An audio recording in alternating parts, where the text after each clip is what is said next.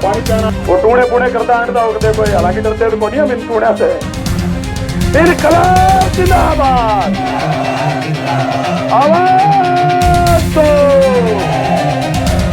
सबसे पहले क्रांतिकारी सलाम पेश करता हूं इतनी गर्मी के बावजूद 2-3 किलोमीटर पैदल चल अब यह बता रहे हैं कि तुम्हारी झूठ ज्यादा दिन चलने वाली नहीं है। लोग इस पोर्टल का इनने ताला मार रखा था, वो आपके संघर्ष की बदौलत इनको खोलना। तो लोग जो क्या प्रधानमंत्री खुले कौन तो कुछ दलाल टाइप के लोग जो राज के नुमाइंदे जो लूट करते थे मजदूरों, लेकिन लड़ा आपने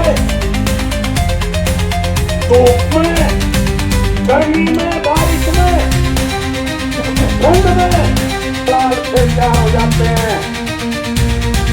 सरकार अपने को फर्जी बताती है, यही तो कहिए ना कि सोमत है फर्जी है। अपर गंगवाल साहब तो कह रहे हैं कि अतिरिक्त तथ्य जिसने बनाई है वो गिराई का मजदूर है। पहले सूट किए हुए वो नई बात है। साढ़े 20,000 रुपये खर्च कर गया, 1200 रुपया की मजदूर पकड़ा गया। और मजदूरों के रजिस्ट्रेशन के कैंपों में जो रजिस्ट्रेशन हुआ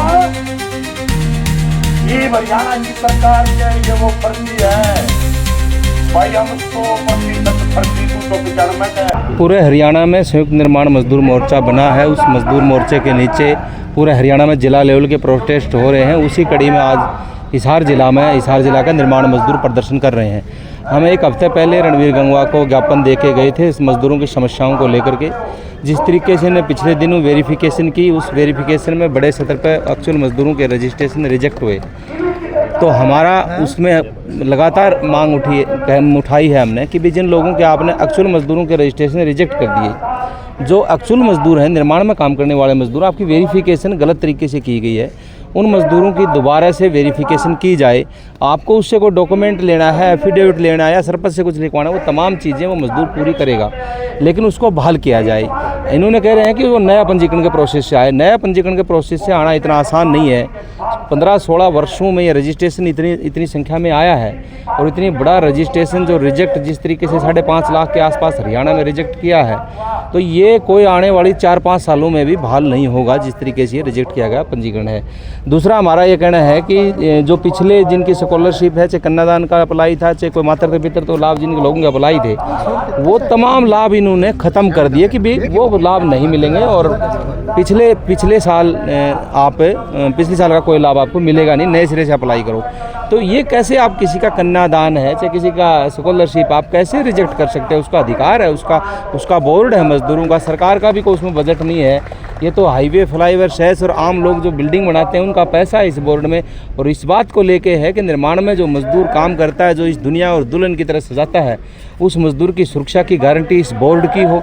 इस बात को लेके इस बोर्ड का गठन हुआ था। उन मांगों को लेके हमारी मांग है कि मुख्यमंत्री के साथ बातचीत करके समाधान किया जाए। अभी गंगवा साहब ने आश्वासन दिया है, कल गंगवा साहब के साथ हमारी मीटिंग होगी और उस मीटिंग के बाद उन्होंने कहा है कि मैं जल्द आपकी मुख्यमंत्री के साथ बैठक करा के आपकी समस्याओं का समाधान कराने का प्रयास करूंगा।